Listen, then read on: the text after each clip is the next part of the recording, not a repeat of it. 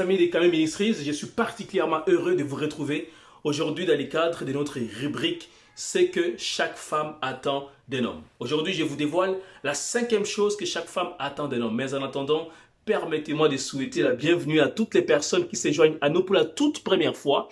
Vous êtes vraiment au bon endroit et au bon moment. Je vous demande 2 choses. Donc, c'est 1, de pouvoir vous abonner sur la page Facebook. Laissez-nous un commentaire, cliquez sur j'aime, ça nous fera vraiment plaisir de vous connaître davantage. Ensuite, allez sur YouTube, tapez Kambi Ministries et activez la cloche d'abonnement afin de ne rien rater de toutes les publications que nous faisons assez régulièrement. Alors, vous êtes au bon endroit parce que notre plateforme Kambi Ministries a pour vision d'être une référence à l'enseignement biblique, un tremplin pour le ministère des jeunes leaders chrétiens partout dans la francophonie. Grâce aux enseignements que nous donnons régulièrement, nous croyons que le Saint-Esprit va provoquer en vous un réel changement et surtout va vous amener à servir Christ dans votre génération. Aujourd'hui, donc, nous abordons la 5e chose que chaque femme attend d'un homme. Eh bien, il s'agit tout simplement du soutien. Chaque femme attend que son mari puisse la défendre contre les commérages, contre les accusations, contre les mauvais propos, contre toute forme d'accusations qui peuvent être portées contre elle. Vous savez, la Bible rapporte dans Nombre chapitre 12, tout le chapitre, une scène surréaliste. En effet, il s'agit de Moïse qui a épousé une femme couchite qui n'était pas israélite. Ce choix a été vertement critiqué par sa sœur Myriam et par son frère Aaron. Et Dieu n'a pas été content du tout. Dieu est intervenu pour punir justement Myriam. Autant dire que Dieu déteste que l'on puisse critiquer la femme que vous avez épousée. Et cela se passe justement souvent dans votre famille. Vos frères, vos sœurs, vos cousins vont critiquer votre femme. Alors, je voudrais vraiment que vous puissiez me prêter toute votre attention et écoutez ce que j'ai à vous dire. Parce que cette erreur-là a été coûteuse de plusieurs mariages. Je ne voudrais pas que vous tombiez dans ces pièges-là. Ne permettez jamais à qui que ce soit de critiquer votre femme en votre présence tout comme en votre absence. Ne permettez jamais des commentaires du genre vous, monsieur, je vous aime bien, mais votre femme, elle a un comportement, je ne l'aime pas vraiment.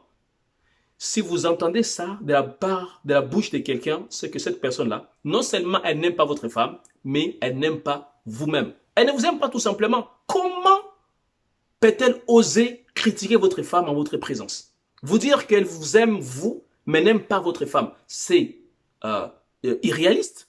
C'est pas logique. Vous savez, j'ai appris à défendre mon épouse. Vous savez, quand vous êtes dans une église, parfois, ou dans une autre structure, les gens vont vouloir attaquer votre épouse. C'est des petites piques. Si vous ne prêtez pas attention, ça risque malheureusement de toucher votre femme sous plusieurs aspects. Et pour ça, il faut vraiment se lever contre ça.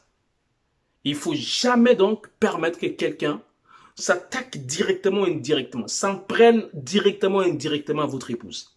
Il faut la défendre. Et chaque femme aspire voir son mari la défendre. Lorsque vous êtes dans votre famille biologique et que vous entendez quelqu'un de votre famille commencer à critiquer votre épouse, commencer à jeter du blâme sur votre épouse, vous devez l'arrêter tout de suite et lui dire « Mon épouse, c'est vrai, elle n'est pas parfaite, elle a ses défauts, mais elle a plusieurs qualités.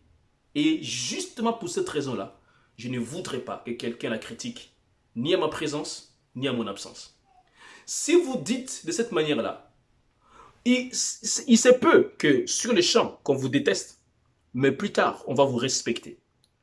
Parce que désormais, on saura qu'on ne pourra plus jamais critiquer votre épouse en votre présence. Jamais. Et ça va vous attirer de la considération vis-à-vis de votre famille. C'est notre rôle, c'est notre souhait, c'est le souhait de Dieu. Et croyez-moi, Dieu chaque fois interviendra.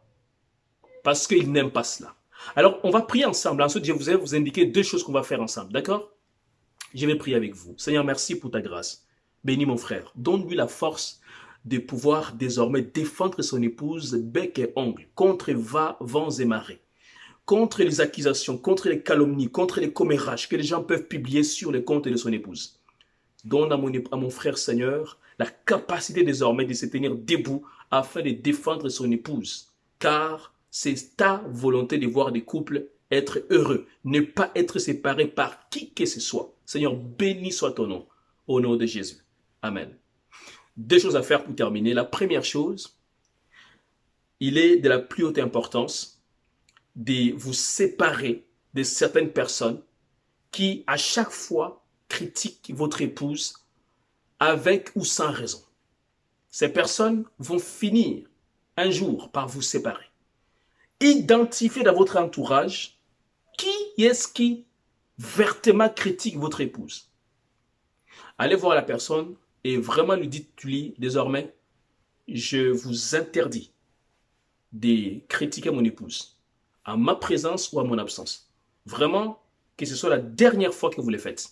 Soyez très sérieux vis-à-vis de cette personne. Il ne faut plus jamais qu'elle continue à le faire. Deuxième chose, allez voir votre épouse. Et ensuite, priez ensemble. Demandez-lui pardon pour les fois où vous avez omis de la défendre lorsqu'elle a été attaquée de toutes parts. Désormais, comprenez que vous avez une lourde responsabilité, celle de la défendre contre Eva et Marie. De cette manière-là, l'harmonie familiale va être préservée et votre vie de couple ne pourra que aller de mieux à mieux. Prochainement, je vous dévoile la quatrième chose que chaque femme attend d'un homme. Vous allez voir, c'est une chose que beaucoup d'hommes négligent, mais pourtant, c'est central pour qu'un couple puisse fonctionner à merveille. Alors, il se peut, pour terminer, que vous ne soyez pas chrétien. Je vous en supplie. N'attendez pas longtemps pour venir à Jésus. Venez dès aujourd'hui à Jésus et attendez de voir ce qu'il fera dans votre vie. Deux choses. Il va transformer radicalement votre vie, esprit, âme et corps, et il va donner un sens à votre vie. Comment il va le faire? Tout simplement en allant les voir, en lui demandant, Seigneur, pardonne-moi pour tous les péchés que j'ai commis contre toi. J'ai refusé de reconnaître votre seigneurie, votre autorité sur ma vie. Pardonne-moi. Prends ma vie, change-moi, transforme-moi. Le Saint-Esprit viendra et fera quelque chose que vous ne pourrez jamais regretter. Alors on se dit à très bientôt par la grâce du Seigneur. Ciao.